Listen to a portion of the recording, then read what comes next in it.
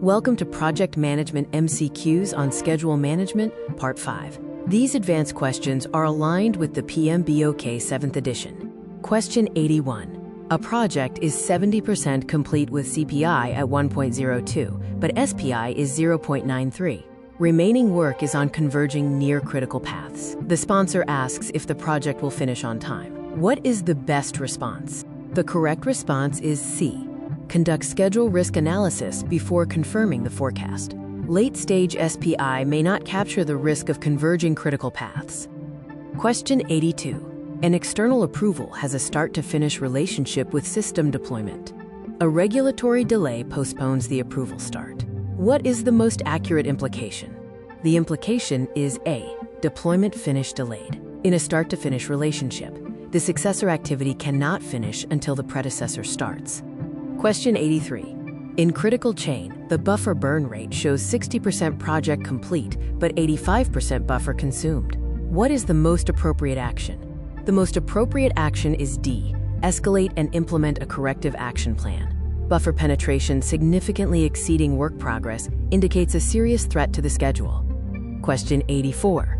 During control schedule, you find discretionary dependencies creating an artificial critical path. What is the best action? The best action is B.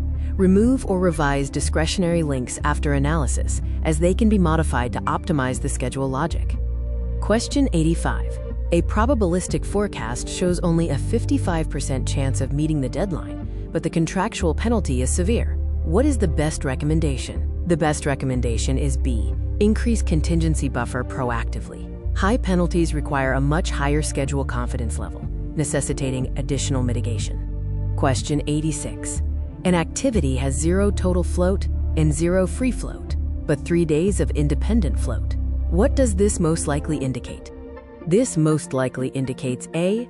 A network logic anomaly, as independent float rarely exists when total and free float are both 0. Question 87. Late in the project, SPI stabilizes at 1.0, yet the final milestone forecast slips by 5 days. What is the most probable cause? The most probable cause is B. A critical path shift not reflected in the aggregate SPI. SPI aggregates overall progress and may miss changes on the critical path. Question 88. During crashing, resources reduce duration but increase coordination risk. What is the best evaluation method for this trade-off? The best evaluation method is A. Cost-benefit trade-off analysis, which considers time, cost, and risk when making compression decisions. Question 89. A specific milestone has negative float, but the overall project float remains positive. What does this suggest? This suggests A. A constraint specific to the milestone, causing localized negative float without impacting the final project completion date. Question 90.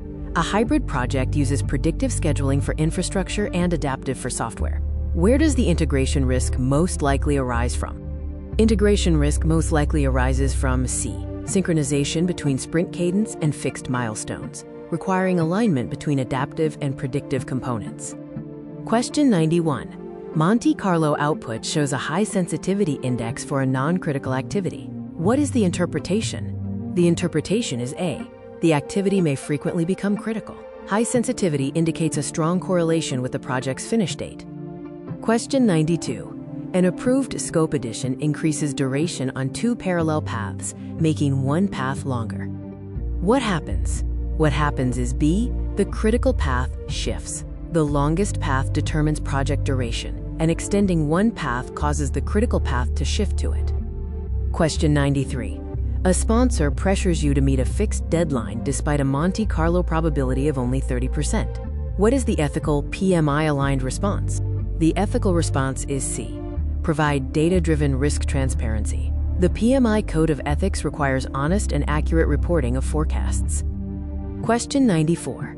During schedule compression, diminishing returns are observed after 3 iterations. What is happening? What is happening is B. The non-linear cost duration curve has been reached. Crashing effectiveness naturally decreases beyond the optimal compression point. Question 95. A project network has high merge bias risk. This most likely increases what? High merge bias risk most likely increases C. Probability of delay. Merge points statistically increase the chances of the succeeding activity being delayed. Question 96. An activity's late finish shifts earlier without changing its early finish. What occurs? What occurs is B. Total float decreases. Total float is calculated as late finish minus early finish, so reducing the late finish reduces the float. Question 97. The schedule baseline is updated without integrated change control due to management urgency. What is the primary risk? The primary risk is A. Governance breakdown. Unauthorized baseline changes undermine performance measurement and control. Question 98. In critical chain, what does a feeding buffer protect? A feeding buffer protects B. Non-critical path integration into the critical chain, shielding the critical chain from delays on feeder paths. Question 99. Earned schedule shows time variance is negative, while schedule variance is positive. What does this indicate? This indicates B. Measurement inconsistency requiring a deeper review. Divergence between time-based and cost-based schedule metrics needs analysis. Question 100. A project consistently consumes float without affecting SPI. What is the best long-term risk? The best long-term risk is C. Increased schedule fragility. Float erosion reduces the schedule's resilience, increasing its vulnerability to future delays. Thanks for watching Part 5 of the Schedule Management series. Comment your score, like the video, and subscribe. Next, we transition to cost management.